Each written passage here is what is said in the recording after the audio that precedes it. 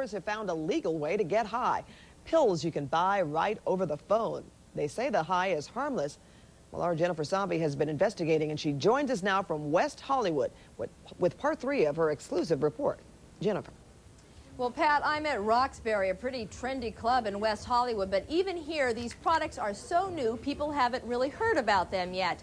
However, little by little, word is getting out, and people are experimenting with these supposedly all-natural pills and capsules that are supposed to act as a substitute for illegal drugs. Well, when we first heard that, we were pretty skeptical, so we found a couple of volunteers to test the products out under the watchful eye of the state police. You can tell the difference. This is a crack pipe here, and this is a methamphetamine pipe. If anyone knows about drugs, it's Officer Greg Kilpatrick. As a drug recognition expert for the state police, he's seen it all. Okay, open your eyes. Today, he's checking the vital signs of 2 volunteers, Amy Weber and Craig Cliver, before they try Cloud9 for the very first time. Just what is Cloud9? It's a new breed of supposedly safe, definitely legal drug substitutes, and Officer Kilpatrick is one of the few narcotics experts in the country familiar with them. Okay, deep breath and blow long and steady. Keep blowing.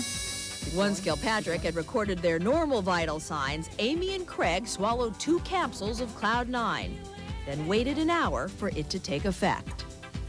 And I'm feeling a little tingling now, but not much. And then a few minutes later, it feels good.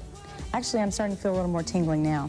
And a few minutes after that... Now it's getting better and better, and I think, you know, I enjoy this feeling. That's how I feel. I feel like I can just talk and talk and talk about anything. And you can. Forever. And Craig will be the only one that listens.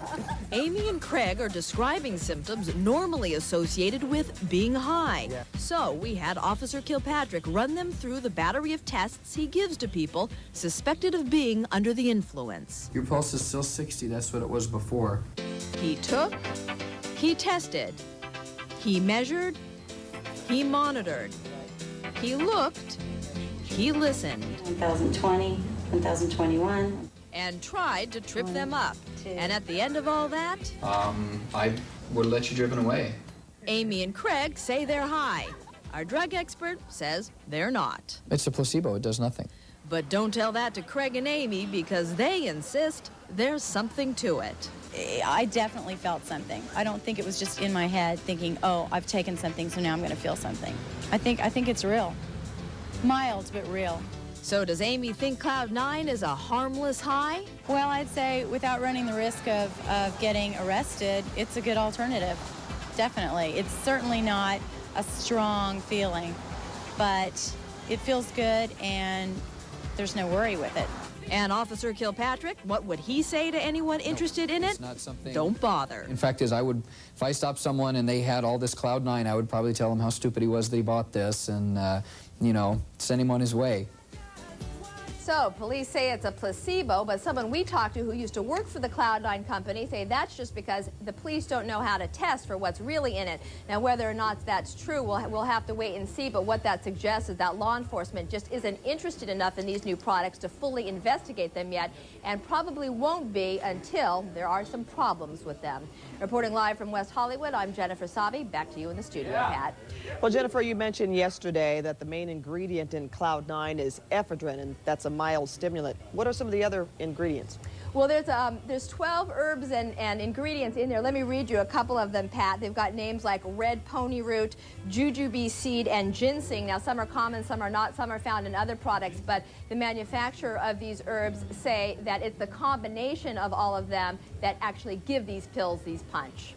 Well, Jennifer, have you run across anybody who's trying to regulate or clamp down on these drug substitutes? Well, not really, not yet. The California branch of the FDA is looking into Cloud9, but mainly they're more interested in violations of labeling and advertisement. But as you mentioned, Pat, the main ingredient in Cloud9 is ephedrine, and the federal government is now regulating ephedrine much more closely. Mainly that's because ephedrine is a precursor to speed. In other words, if you have ephedrine, you can make methamphetamine in your bathtub.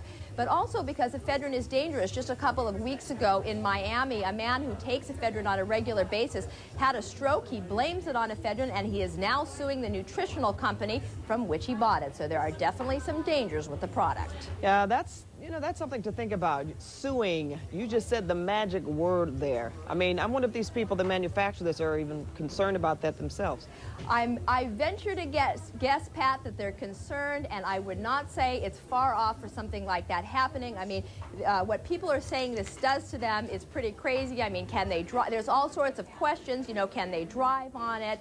You know, there's all sorts of legal ramifications this opens up, and because these products are so new, we don't really know what they are, but I think it's a wait and see. I think we'll be hearing about these a lot more in the future.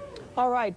Well, Jennifer, we certainly thank you for your exclusive reports. Sure. Okay. Jennifer Sabih reporting live.